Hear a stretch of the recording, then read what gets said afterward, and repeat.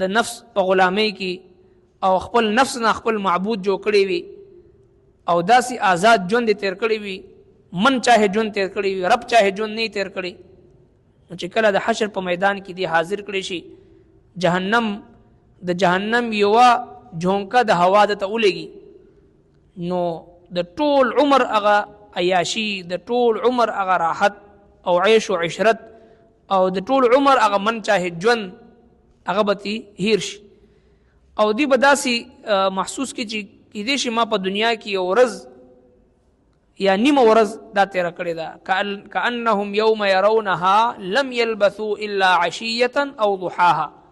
دی به وایي چې موږ په دنیا کې یو ورځ یا نیمه ورځ چې دغه تیره کړې ده. نو لہذا د دې دنیا غم، مصیبت او پریشانی او بیماری او د دې دنیا جمله آفتونه دا فانی دی. نو لہذا د مؤمن دپاره خوش قسمتی ده چې دی د الله تبارک وتعالی رضا بالقضا باندې ژوند تیری، د الله جل شانه په فیصلې باندې راضي اوسیږي او یو مجاهدی په بنیاد باندې ژوند تیری. الله تبارک وتعالی فرمایي چې کأن لم یلبثوا لکه چې دی نو پاتې شوي الا ساعة من النهار مگر یو ساعت د ورځې، یتعارفون بینهم او به پیژني دوی په خپل منځ کې یو بل، یتعارفون دوی به یو بل پیژني، مور به خپل اولاد پیژني، اولاد به خپل مور او پلار پیژني، خو یو بل د پاره هېڅ نشي کولی. چې کله په زنځیرونو کې وتړلی شي او جهنم طرف ته روان کړی شي، نو زوی به مور ته وایي، اواز به کوي چې مورې یوه نیکي مې پکار ده او جهنم ته روان یم. نو دغه مور به خپل اولاد ته وایي چې بچی د په دې میدان محشر کې زه خپله نفسي نفسي د خپل د نفس غم د ما سره، تر دې پورې چې حضرت عیسی علیه الصلاة والسلام به وایي اے رب کائنات ما سره د خپل د مور غم نشته دی، ما د خپل غم دی، نفسي نفسي. ټول انبیای کرام به دا صدا لګوي چې نفسي نفسي. نو چې د انبیای کرامو دا صدا وي نو د عامو انسانانو به څه حالت وي؟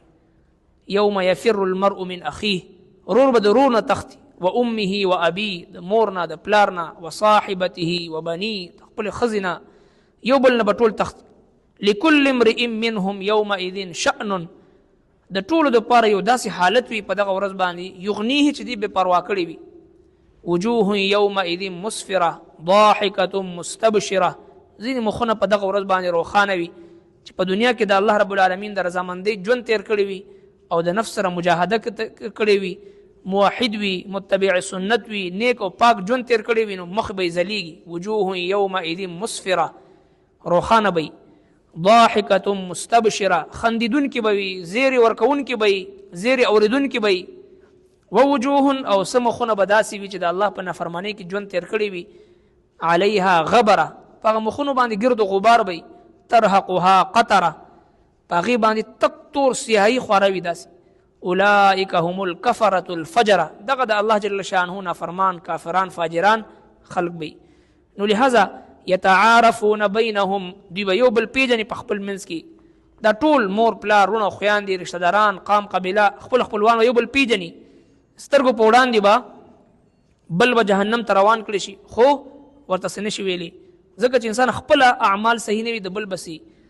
حدیث پاک نه، قرآن نه، احادیثو نه ثابت دی چې کله انسان نیک وي هغه د بل شفاعت هم کولی شي، او چې انسان خپله جهنم ته روان وي د بل بس شفاعت. د امت چې کوم صلحا دی، نیکان پاکان او